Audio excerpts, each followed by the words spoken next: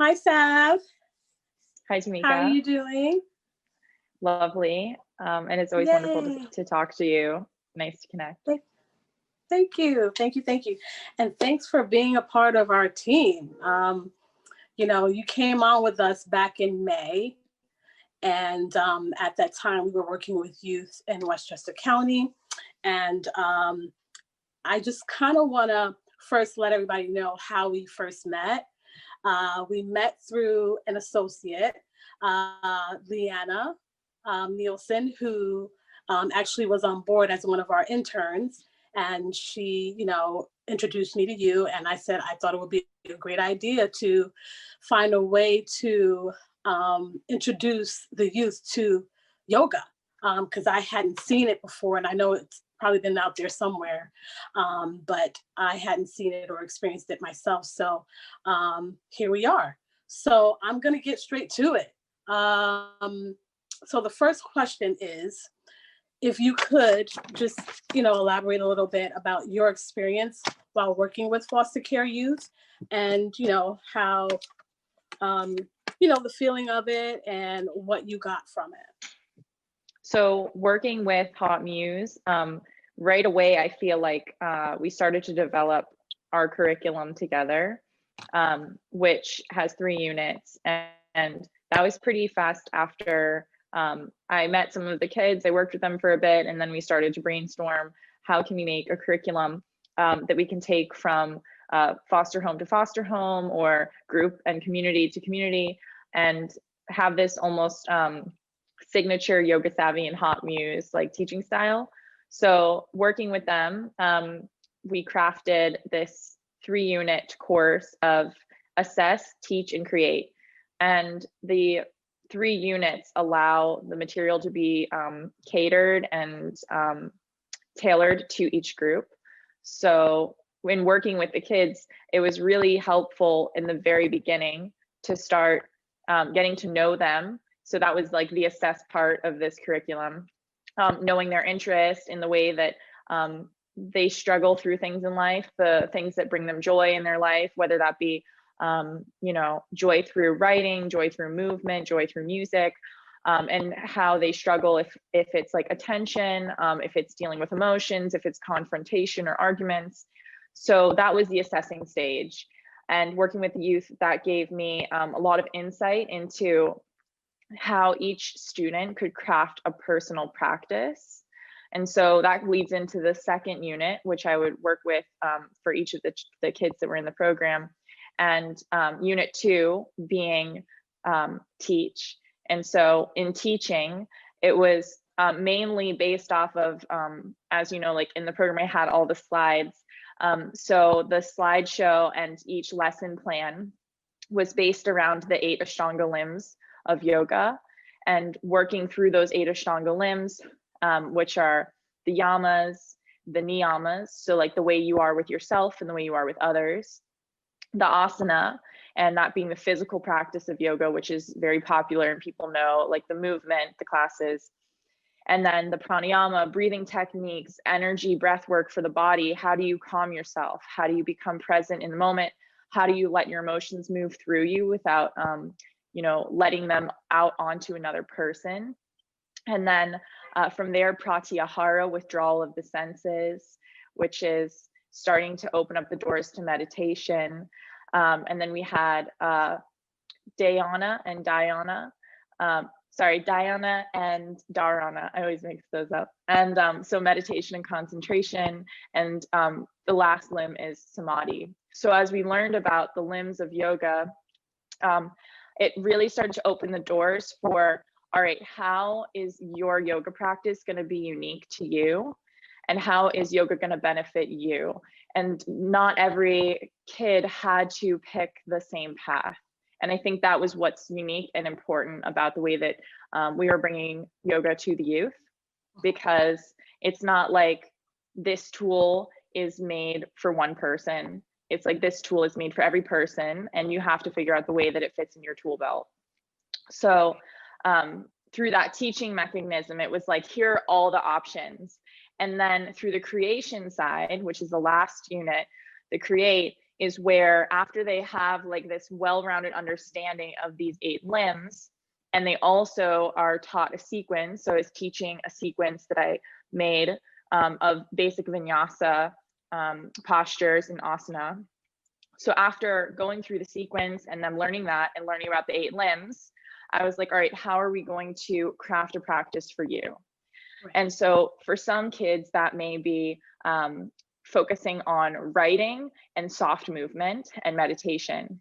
While for others, maybe that's more emphasis on like fast movement and getting their energy out so that they can be calm. Right. So that's, I guess, the overview of working with the youth and right. just how important it is to show the different aspects to yoga and how it works into your life. Right, very good. I think for me, what I wanted to make sure for the youth and their well-being is to give them different tools or different approaches as to how to deal with their trauma, how to heal from it. And it's not an overnight process. So there are moments where you may need to try different things to better help you in your individual issues. And I think your approach to it is really a good start in getting these youth to delve into themselves and figure out what step or what phase or what option works best for them via yoga. And what I also liked and enjoyed is that they also learned that yoga wasn't just necessarily about movement. It was a little bit more than that, you know, and it took them actually reflecting on oneself, right? Reflecting on themselves, their feelings and their emotions in the moment and beyond the moment. And the idea was to, again, give them necessary tools to help them deal with their trauma and their day-to-day challenges that they're faced with while being, you know, in the system.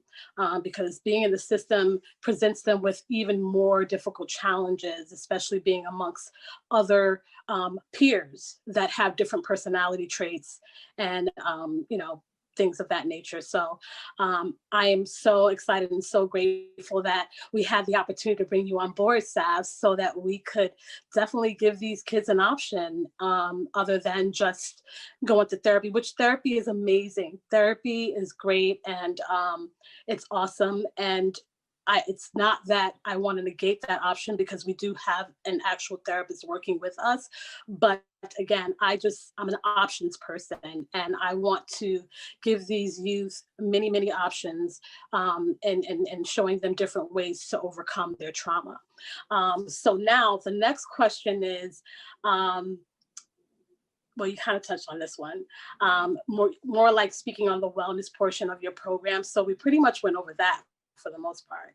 Now, my question to you, in your words, how do you think H.A.W.T Muse and Yoga Savvy can better serve the underprivileged communities, such as the foster care community and those that are coming from underdeveloped communities? Well, just kind of like what you were bringing up before with the options idea, I think that that is what is important to what not only this wellness combination of H.A.W.T Muse and Yoga Savvy, but the whole idea of H.A.W.T Muse is really geared towards, because say you know, love therapy and then you're in the foster system and it's really effective for you, but there's a time in your life when you don't have access to those things. Like the whole idea of the wellness program is showing you, here's all these other things, so that if you don't have access to what you normally love or what normally helps you heal, then there's another way to help you. So it's always like, there's another way, you're never going to hit a dead end. And that is what's been so moving and something that I just have loved creating and trying to innovate. Like, how can you teach someone? How can you hold space for someone? How can you help another person heal in a way where they understand that they can heal themselves with limited resources? And that's been the major focus. And it's not to say, again, that therapy and having a community and a support team is not important. Those are all very important, but it's to say that when you don't have access to that, you're still not alone. You still have yourself. And bringing that like self-confidence and self-awareness back has been a major part of getting to know all of the youth, and a major part of me working with them. Even over Zoom, you definitely get to know personalities and you see interest, and they start to open up. A lot of the kids started to open up on really deep levels. And it was really heartwarming, because to know the kind of things that all of those youth have gone through, and that they still are ready to share who they are with people, and they still are ready to accept compassion and kindness. That's where you have to walk through that door and share whatever you have with them. Yeah, agreed. And speaking of sharing whatever you have with them, I enjoy the moments where I see you working one-on-one with them, especially after your session is over, where you go through the wellness piece and all of that. There was one young woman in particular, we won't say her name, but I just enjoyed seeing you guys bond and share similar interests, because she too enjoyed dance and movement and things of that nature. And I really, really enjoyed seeing you connect with her and the others, from time to time throughout the experience. So I think that's pretty much it for now, Sav. Is there anything that you would like to add to this interview or this moment? Well, one last thing. A while back, you were talking about dealing with traumas. And as one last note from the whole process of practicing yoga, yes, we definitely cover all of the 8 limbs when I'm teaching the foster kids, but specifically the asana practice, the physical practice, there's so much research being done on how the physical practice of yoga starts to heal trauma in the body that is through an imbalance in the parasympathetic and sympathetic nervous system. So think about like the sympathetic nervous system being your fight or flight, and the parasympathetic is all of your sleep and your digestion and the lower energy things. So when you're practicing postures, you start to heal the nervous system, and that starts to heal the trauma. Right, so, right. And it's this releasing and balancing of the body, which you can go back into like Chinese medicine, Ayurvedic medicine, all these different ancient techniques, which talk about how the body becomes ill mentally, emotionally, or spiritually when there's imbalance. So we're creating balance and trying to teach all of these youth that your balance begins with you and your body, and then you take that with you wherever you are in your life. That's my last note. Absolutely, Sav. You said it so well. It's funny because I had a conversation with a young woman that I met recently, and beautiful woman, and she and I ended up on the topic of us wanting to tackle the trauma, because the reason being is because it's a blockage. So when they are, for example, out there trying to stabilize their lives by getting an education or finding a job or things of that nature, I find that sometimes there are moments where they are so down to the point where they may not even be able to get up to go to work, or they may not be able to receive what's being taught to them while sitting in class, because their minds are wandering off into other realms, thinking about other things that are not important necessarily in that moment. And when we focus on dealing with the trauma, it's like the sky's the limit after that, because they have clarity at that point, or some type of clarity, or they know how to gain clarity when being in those darker, challenging moments. And H.A.W.T Muse wants to make sure that we cater to that piece. And again, this is one way. Yoga and wellness is one way. And again, I'm very, very appreciative of you. And I look forward to continuing our work together.